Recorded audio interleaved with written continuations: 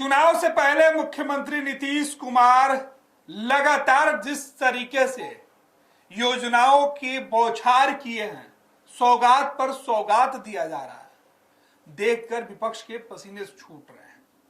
लेकिन नीतीश कुमार इस तरीके से हर बात की जानकारी खुद क्यों दे रहे हैं? कहीं रेवड़ियां तो नहीं बांटी जा रही है?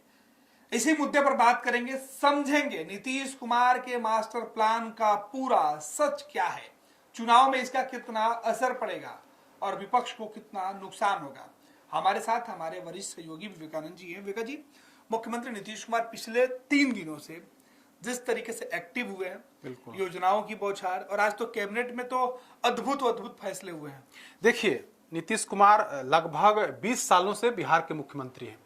नवंबर 2005 में मुख्यमंत्री पद की शपथ ली। बीच में जीतन राम मांझी को छोड़ दिया जाए कुछ समय के लिए, तो लगातार नीतीश कुमार मुख्यमंत्री हैं। 2005 से 2010, 2010 से 2015, 2015 से 2020, 2020 से 2025, अब 20वां साल इनका पूर्ण होने वाला है। लेकिन हम लोग 2005 से देख रहे हैं।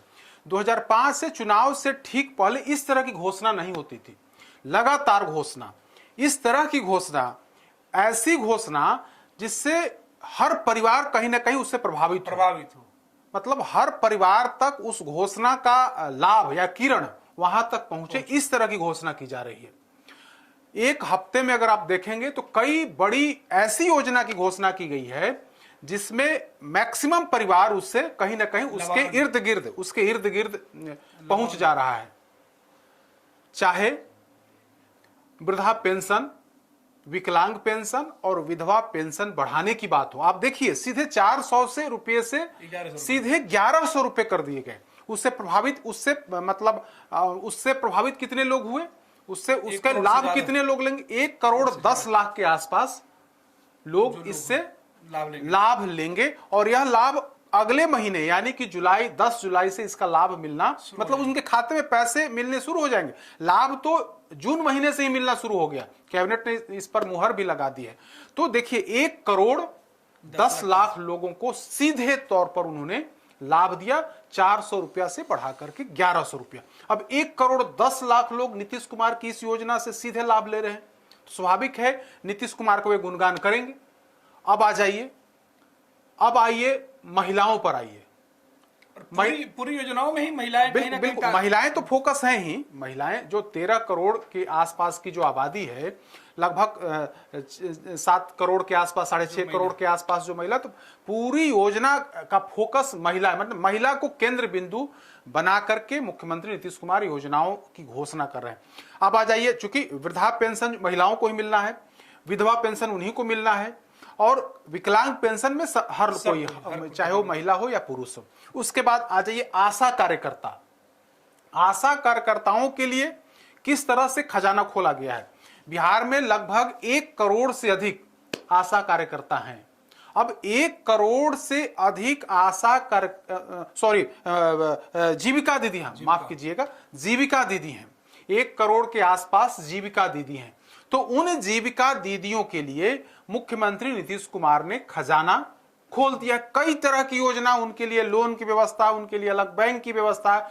जीविका दीदियां जो हैं, अब प्रखंड से लेकर के जिला मुख्यालय के सरकारी कार्यालयों में उनके लिए वो रसोई चलाएंगी। दीदी की जो रसोई है वो रसोई चलाएंगी, और बाजाप्ता आज कैबिनेट से इस पर मुहर लग गई है। 20 रुपए में भोजन मिलेगा, और उसका संचालन कौन करेगा? जीविका दीदियां करेंगी। तो अब 1 करोड़ के आसपास लोगों को रोजगार देने के लिए, उनको लोन देने के लिए, कम ब्याज पर लोन देने के लिए पूरी सरकार जो है वह व्यवस्था कर रही। तो इधर में 1 करोड़, फिर उधर जीविका दीदियों को लगभग 1 करोड़ जीविका दीदियों को लाभ देने की कोशिश, लाभ देने के लिए योजना सरकार ने लाई है। और तीसरी बड़ी योजना क्या लाई गई है? तीसरी बड़ी योजना जो है सरकार बहुत जल्द लाने जा रही है। वैसे यह योजना पहले की है, लेकिन चुनाव से ठीक पहले 94 लाख ऐसे परिवार जो गरीबी रेखा से नीचे हैं, जिनकी आय बहुत ही कम है, और जातीय गणना में यह सरकार ने के समक्ष यह डेटा आया कि 94 लाख ऐसे परिवार हैं, उनको, वो काफी गरीब हैं, उनको ऊपर उठाने की जरूरत है। तो उनको ऊपर उठाने के लिए क्या किया जाएगा?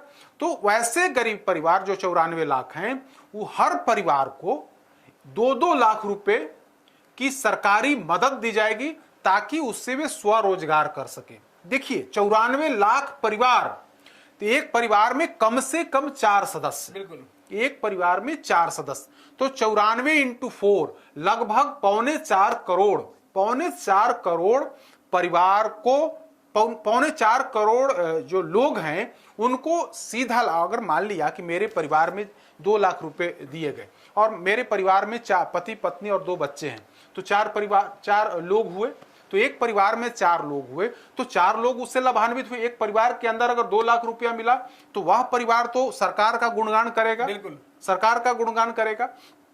तो 4.25 करोड़ लोगों को इसका लाभ मतलब देने की सरकार की प्लानिंग है और चुनाव से ठीक पहले यह काम भी नीतीश कुमार की सरकार कर लेगी, यानी कि उनके खाते में 2 लाख रुपया दे करके यह बताने की कोशिश होगी कि आपकी उन्नति का प्रयास जो है, आपके विकास को लेकर के, आपको स्वावलंबी बनाने को लेकर के सरकार जो है वह काम कर रही है और बाजाप्ता इसके लिए पैसा उनके खाते में दिया जाएगा।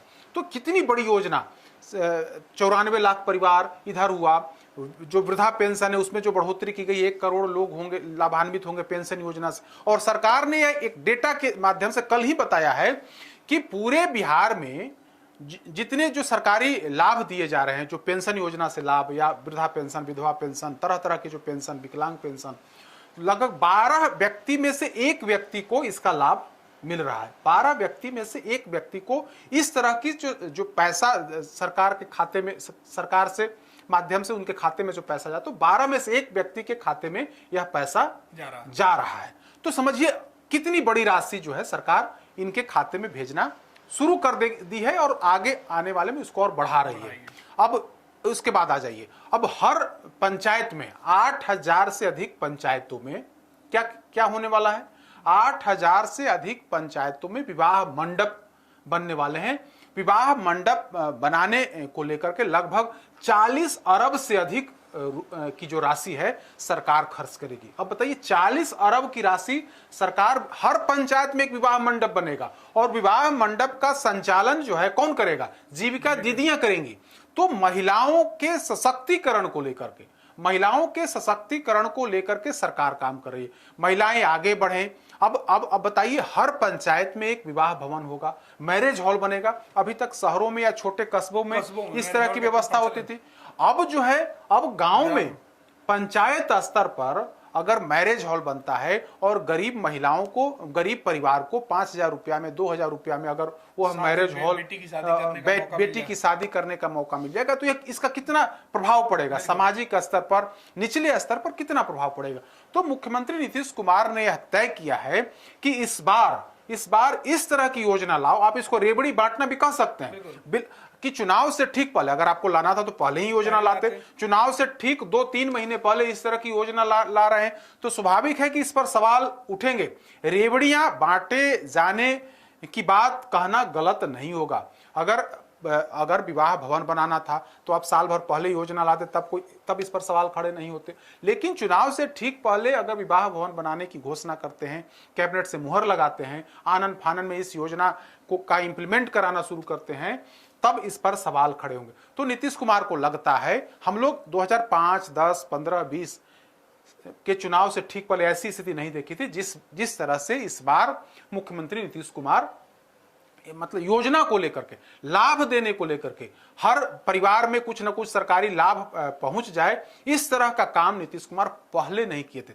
तो ऐसा लगता है कि क्या नीतीश कुमार या फिर एनडीए की जो सरकार है, बीजेपी जेडीयू है, क्या वो डरी हुई है कि आने वाले समय में जो है हो सकता है कि लोग नाराज हैं। 20 सालों से लगातार एनडीए की सरकार है तो लोगों में नाराजगी है। तो उस नाराजगी को खत्म करने के लिए सरकार ने अपना जो खजाना है, जो तिजोरी है, उस तिजोरी को खोल दिया है। हर परिवार को लाभ देने की कोशिश, चाहे 94 लाख गरीब परिवार हो, चाहे वृद्ध लोग हों, जो महिलाएं हैं या फिर विधवा हैं, उनको लगभग 3 गुनी राशि को बढ़ा देना, विवाह मंडप बना देना। आप देखिए किस स्तर पर लगभग 2 लाख शिक्षकों ने शिक्षकों ने ट्रांसफर का आवेदन दिया था। आनन फानन में सबको ट्रांसफर की कोशिश की जा रही है कि सब जो नाराजगी है उस नाराजगी को खत्म किया जाए। तो हर सेक्टर में नाराजगी को खत्म करने की कोशिश की जा रही है। आप देखिए, उससे आगे बढ़िए। सरकार ने भूमि सर्वे कानून लाया, तो भूमि सर्वे से लोगों में भारी नाराजगी हुई, तो नाराजगी को सरकार भांप गई। सरकार को लगा कि अगर हम सर्वे का काम यूं ही आगे बढ़ाते रहे तो लोगों में भारी आक्रोश पनपेगा और वह आक्रोश मेरे खिलाफ चला जाएगा और वोट के समय वो जो लोग हैं जो परेशान हैं इससे, वो मेरे खिलाफ वोट करेंगे। तो आप देखिए, भूमि सर्वे का काम अपरोक्ष तौर पर, अघोषित तौर पर रोक दिया गया है। कोई काम उस पर नहीं हो रहा है, सिर्फ दिखावे के लिए है कि बिहार में भूमि सर्वे का काम चल रहा है। तो नीतीश कुमार की सरकार अब जहां लग रहा है कि इस निर्णय से हमें लोग नाराज हो रहे हैं, नुकसान हो रहा है, तो उस पर सरकार चुप्पी साध ले रही है। आप भूमि सर्वे की बात क्यों करते हैं? शराबबंदी कानून की बात कर लीजिए।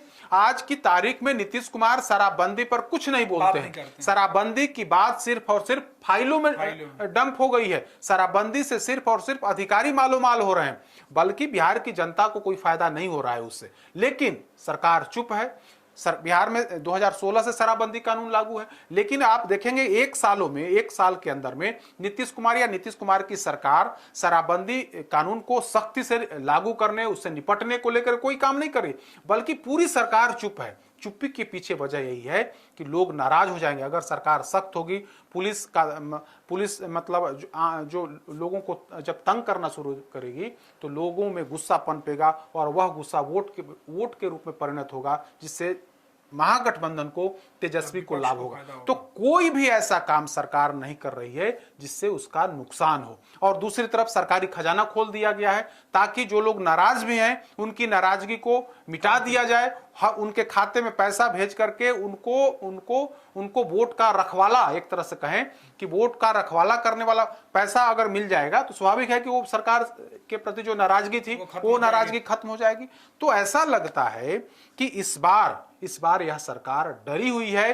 तेजस्वी यादव जिस तरह से उन्होंने मुहिम चलाया, जिस तरह से रोजगार और नौकरी को लेकर के जिस तरह से उन मुद्दों पर बात की, माई बहन योजना शुरू करने की बात करी, तो इससे सरकार डर गई है और अब जो है उन योजनाओं के माध्यम से हर परिवार, मैक्सिमम परिवार तक कुछ न कुछ लाभ पहुंचाने की कोशिश कर रही है। तो इसी कड़ी में आज नीतीश कुमार की सरकार ने, नीतीश कैबिनेट ने कई बड़े वैसे फैसले लिए हैं जिससे सीधे तौर पर लोग जुड़े हुए हैं, सीधे तौर पर उनके खाते में पैसे जाएंगे, या फिर जीविका दीदियां हों या फिर आम जो लोग हैं वे लोग हों, उनको लाभ देने की कोशिश यह सरकार कर रही है। बिल्कुल, बहुत बहुत धन्यवाद विवेका जी। तो नीतीश कुमार ने अपने चुनाव जीतने के लिए, फिर से मुख्यमंत्री के कुर्सी तक आसानी से पहुंचने के लिए खजाना सरकार का खोल दिया। देखना है कि लाभ इस बार नीतीश कितना उठा पाते हैं। पैनोरमा ग्रुप, जो सोचता है वो करता है। ये लो, मुंह मीठा करो। आज मैंने अपना जॉब छोड़ दिया, अब हम पूर्णिया वापस जाएंगे। जॉब छोड़ दिया है? मतलब ये घर कैसे चलेगा? हम करेंगे क्या? और माँ बाबूजी क्या बोलेंगे? इसलिए मैं एक और मिठाई का डब्बा लाया। अपने बिजनेस के लिए लोन अप्रूव हो गया। अरे लोन अप्रूव हो गया वो तो ठीक है, लेकिन पूर्णिया में हम रहेंगे कहाँ? अपना घर भी तो नहीं है वहाँ। इसलिए तो एक और मिठाई का डब्बा अलग से लाया हूँ। हमने पूर्णिया में घर ले लिया है, पूर्णिया के ई होम्स पैनोरमा में। पूर्णिया में पैनोरमा ग्रुप लेकर आए हैं ई होम्स पैनोरमा। बड़ा घर, आलीशान जिंदगी और अत्याधुनिक सुविधाओं के संग। अरे अब क्यों मुंह मीठा करवा रही हो? क्योंकि हम घर वापसी जो कर रहे हैं। घर वापसी की खुशी पूर्णिया में ई होम्स पैनोरमा के संग। ई Homes Panorama, luxurious lifestyle redefined.